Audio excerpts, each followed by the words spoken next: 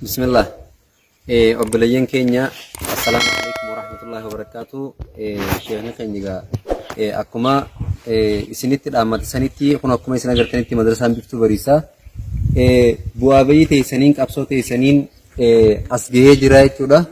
Akkasuma waliinuu galatoomaa isin jechuu barbaanna. Kanatti aansuudhaan akkuma jaansanitti madrasaan Biftuu Bariisaa kun karaa tiriikaatiin ifaadhaatiin waan yeroo itti barbaachisu irra waan jiruuf jecha sanii jecha meeshaaleen ifaa tunoo maal akka ta'ee fi akkam akka ta'e isinii ibsuu barbaanneeti.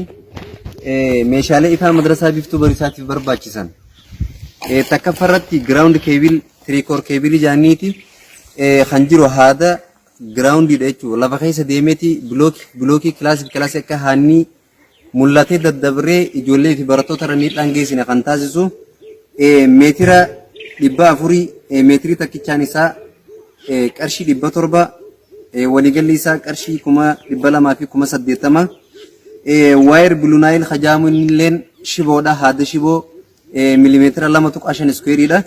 Innilleen xaaqaa 50 barbaada. Tokkoffaa abbaan gatiin tokkichaan isaa qarshii 2,200 fi 200 waliigalli isaa qarshii 100 fi 10,000 itti aansuudhaan tuubboo haanni keessa seenu jechuudha. Inni kunis firii 500 barbaada.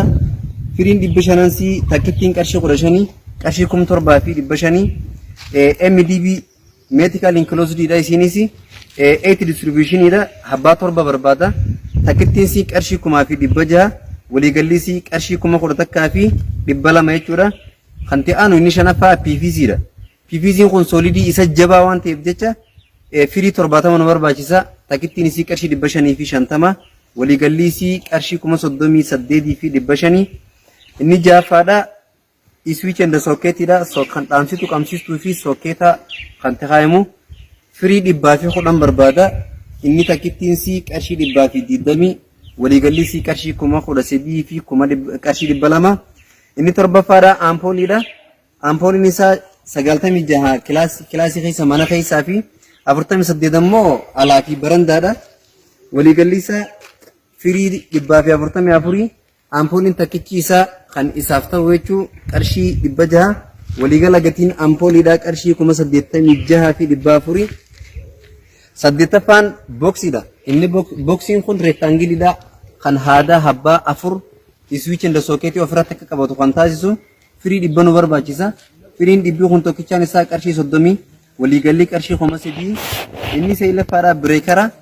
Bireekarri kun firii 48 nu barbaachisa. Akka inni to'achuu fi hordofuuf akka adagaan uumne kan taasisu. Takkichaan isaa qarshii 130. Inni waliigalli isaa gatiin isaa qarshii 6,000 fi 240. Inni hornaffaadha tuupooliidha. Tuupooliin kun tokkichaan isaa qarshii 400 firii 4 nu barbaachisa. Qarshii 1,600.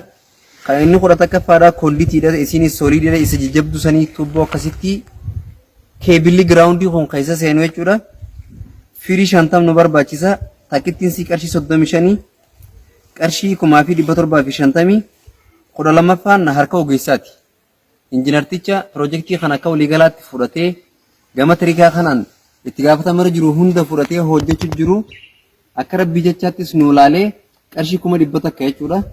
Waliigalli meeshaan asirratti maqaasii eerretunii fi harki ogeessaa gizeenii fi walitti geessine qarshii 600 fi 59 fi 390 ta'a. Sanii jecha obboleeyyan keenya sheekotaa fi haawwanii fi abbootiin dargaggeeyyii fi shamarran koreen galatti wanni isin gaafanne kana fakkaata. Isin deebinee isin gaafachuuf illee osuma nutti ulfaatu garuu immoo inshaallah egaa isin qaanfachaa isinitti himna akka isin irraa arkannus rabbi abdannaa ergas immoo isin abdannaa. Saniif jecha rabbi isin haa milkeessu isiniif haa laafisu. Nu tubdanii jalqabarraa hanga asii eega rabbitiin sababaa keessaniin geenye sichis sababaa keessan inni fullaan hanga finishingii hanga eebbaatti waliin geenyannee isin abdannaa. Wassalaamu alaikum wa rahmatullahi wa barakatuh.